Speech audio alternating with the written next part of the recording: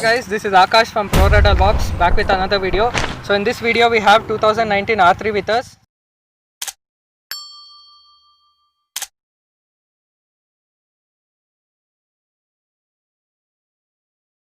Hey Tariq, this is Akash. So I'll start with why did you choose this bike?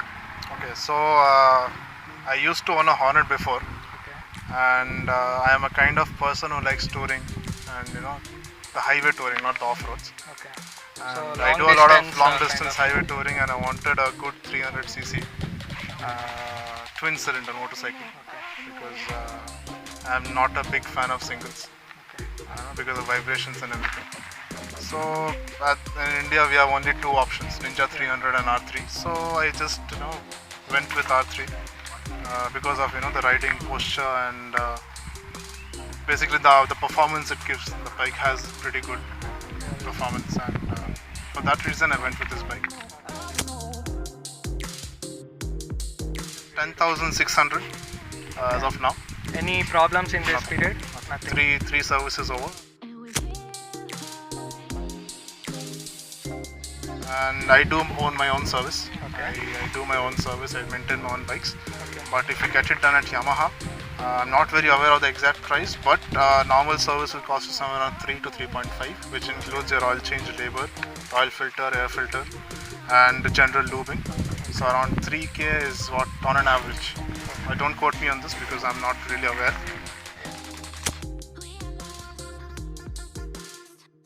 Best 5, the top. Number 1 will be the engine, 100%. That's expected. You have enough amount of power to tour, enough amount of torque. Okay, it might not be as much as the rivals, like the Duke 390 has even more horsepower. This has 41 horses, which is peaceful. It has enough amount of torque, and this engine, the vibration especially, is something which is completely touring friendly. You have, I won't say zero vibrations, but extremely less vibrations. And after a long distance tour, you don't feel the buzz in your hand, which you usually get when you ride. You get numbness. The numbness you won't get if you ride some single cylinders. So the second thing is vibration. Third thing, it's a very subjective thing, but the brakes. I saw a lot of people complain about brakes. They say it doesn't have enough bite, it's not so well. But to me, I think it's enough. I like the brakes. I mean, it's sufficient. Comparing to Ninja 300, this bike has very good brakes. It has single sintered pads which come from the factory stock. That is one thing. And 1 minute, I'll interrupt you here. What about the ABS? Is the intrusion exactly on point, or is it intruding too early? The rear ABS kicks in every time I use, mostly. And usually I don't use rear brake. And I mostly use the front. So the front ABS is pretty on spot. Like very less it will kick in. It doesn't kick in very often. It has a very good optimization. So I have no complaints about ABS. So that was your third point. That was my third point. Fourth point, again it's very subjective. But the riding posture. I like the riding posture. I mean, it's pretty comfortable. I've done 500-600 kilometers in one day. Oh, that's great. And I have not felt any body pain or any wrist pain or any shoulder pain, anything as of such, end of the day. So again, a lot of people find it, it's very subjective. Some people won't find like the posture. I like it. It's good for me. And fifth one are the headlights. The headlights on this bike is sufficient. If you're a person who likes touring, who likes to see the highway, obviously you have to see the highway at night. If you have to see the objects at night, these headlights are sufficient. You don't actually need auxiliary lamps. The stock headlamps are enough to light up the entire road. So these are the greatest points about the R3.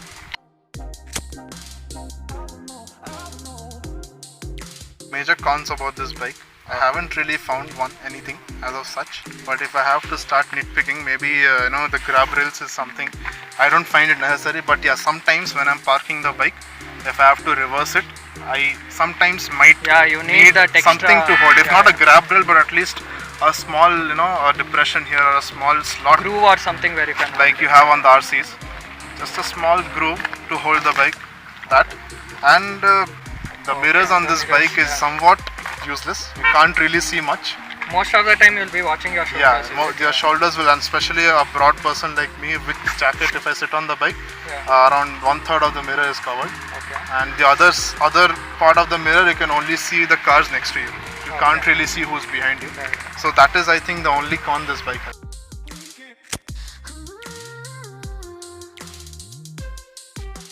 I have recently got a ceramic coat done, a matte ceramic on the bike, and I've got the detailing done and everything. So it was good. I mean, the guy who has done for me has done a good job.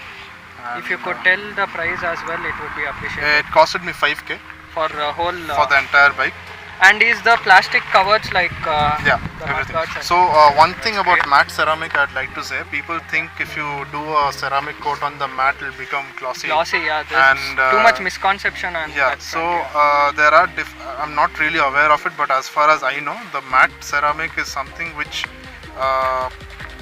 won't make your bike hydrophobic. I mean, if you spill water, it won't be like the It won't gloss repel. ones, like which repels. Yeah. It will repel, but not to such extent of gloss. Okay. The only reason I got ceramic done is because there won't be water stains. Okay. If water stays, usually a normal matte finish bike will have water stains which are Yeah, tough to yeah, remove. it's tough. Yeah. This bike, if you get a ceramic done, if there are water stains, you can just wipe it off with a cloth and it goes away. You don't need to do any hard treatment or anything.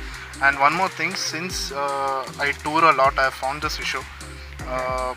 Sometimes when you are on a long distance tour, you don't really wash the bike very often. You are on the Yeah, you highway. don't. Yeah, you don't. So wash what it. happens, these areas will have a layer of dust, and a layer of dust, oily layer of It dust. just sticks to the. It will stick to the fairing and it will form a white patch, which looks really dirty. Yeah, exactly. Yeah. And to remove it, you need to use a degreaser or something to remove that. So that was another reason why I got the ceramic done. Okay. So I have recently got it done. I don't know how it will hold up, but I'm hoping it holds up well.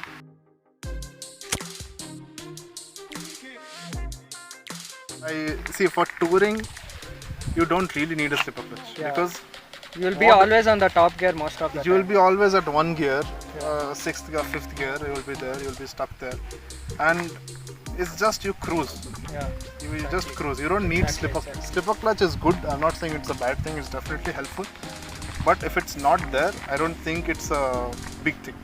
Yeah. You can still use this clutch is good enough, and even Yamaha claims that you don't need slipper clutch for R3 because this is the only Yamaha which comes with the R badge, which is not a sports bike. And it's touring friendly. It's not a super sports. It's a touring bike, and you don't really need a slipper clutch. If it's there, good. If it's not there, it's not a big deal. It's fine.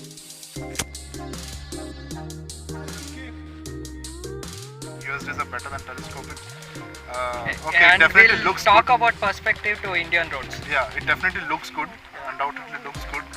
But you have a lot of maintenance added to a USD fork. Yeah, yeah. A telescopic is a much more friendly one, and for street use, a telescopic is sufficient. Yeah, it's sufficient. Yeah, It's that is sufficient, true. and I really don't.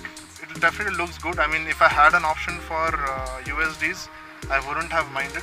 I would have bought it. But since it's not there, and for Indian roads where you have so many potholes, you have so many Yeah, bumps, exactly. speed bumps. The seal will easily break on the USBs. Yeah, and if you keep a lot of bikes happen. If you keep the bike parked for a long time with a USD fork, the seal sometimes gets ruptured, which is not the case of telescopic. And one more thing, you are touring on a highway and you have USD forks. Unfortunately, your seal on the way breaks, which you are not aware of. Your oil is leaking. So what happens is that oil leaks and goes to the disc. Yeah, and that time you lose that sensitivity. Yeah, that time you lose the braking performance, which is kind of a safety hazard. But yeah, a lot of manufacturers have taken it under control. But I'm not really, a big maniac that I want to have a USD So you are setup. not missing the USD setup. Definitely.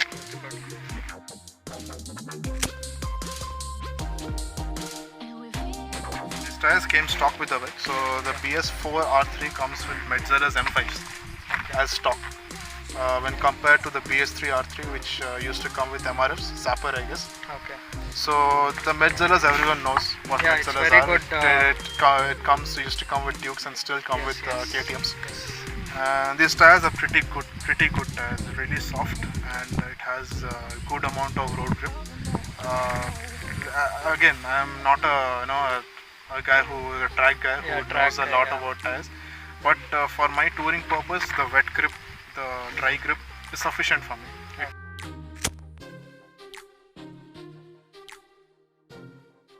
The bike is very stable. I can tell. I can tell the bike is extremely stable. There is no time you will feel that you are losing the front or something. The bike is well planted at high speeds, and at touring speeds, I'm talking about touring speeds. Around 110 to 120. 110, 120. I mean, whatever your touring speed be, at whatever speed you ride, no matter what kind of rider you are, handling wise, it's very better.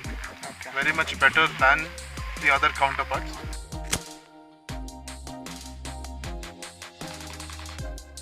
It gets a normal perimeter frame, and for the purpose it's built for, it's sufficient.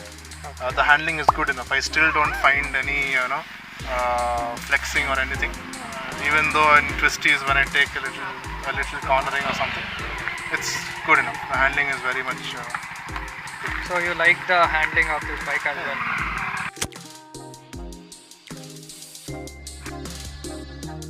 In city, you don't expect anything more than 21, 22. Okay. I get around 19 to 20 in city. And you know Bangalore traffic how it is. Yes. Bumper to bumper traffic, you are always using clutch in, clutch out, clutch in, first gear, second clutch, gear, not brake, more than and that. you are keeping on reducing the gear. Yeah, you are barely crossing third gear, so your mileage will be somewhere 19 to 20.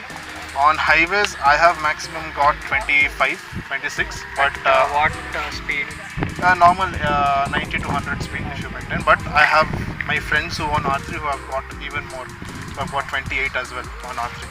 So it again depends on the riding posture, riding style. Okay. So I think with my riding style, I pushed out maximum 25 out of this bike.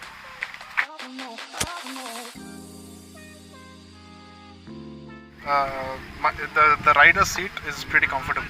I mean, you don't feel. Yeah, sometimes initially when I got the bike, when I was getting used to it, I felt a little pain in my lower back, but I got used to it. It's pretty good. But yeah, this pillion seat, again, this bike is not a bike to carry pillion. Yeah. It's a rider's motorcycle. But still, if you're carrying a pillion, you might find your pillion complaining about the hardness of the seat, because this seat is, it's just for the sake of it. It doesn't have any much cushioning. Apart from that, this rider's seat is pretty comfortable. You can easily cruise, easily tour. Last year October, I paid 4,38,000. So the price is a little on a higher side. I had a lot of conversation with myself before buying this bike, whether I should invest so much money. But trust me, this bike is worth spending the money on. And it comes as a CB unit, right? It comes as a CKD unit. CKD, okay. The engine comes separate, the chassis, everything comes separate, and it's assembled here in Pune. Everything comes from either Indonesia or Japan, including the head bearings, everything. Okay. It's everything made in Japan or Indonesia. There are a couple of places where Yamaha could improve. Again, it'll add up to the cost definitely. Yeah, definitely. But maybe if I again ask, maybe the indicators. These indicators which come with the bike are halogens. Yeah, bulb. So it doesn't quite go with the bike so well. Yeah, exactly. Considering it has pretty good edgy shape, and they could have just maybe added a LED indicator setup. So that is one thing. And I've heard a lot of people saying, okay, this bike could have come with a completely digital cluster or console. But again, I am a kind of person, I like this analog digital. That needle going up. Yeah, I am a fan of that. So I don't really think it could have been, but it would have been a good add-on if they... Could have been a little modernized.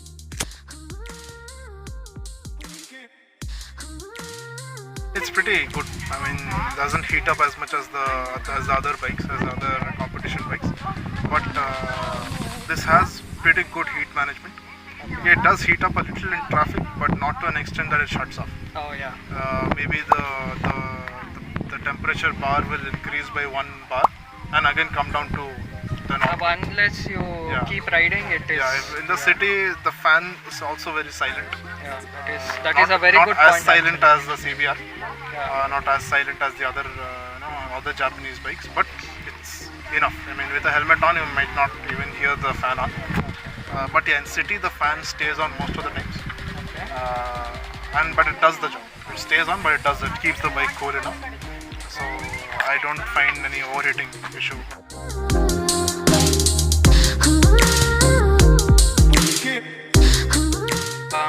Thank you, Tariq, for interacting with us. So Thank it's you. been Thank glad you so much. meeting you. May you be with our future videos, and thank you.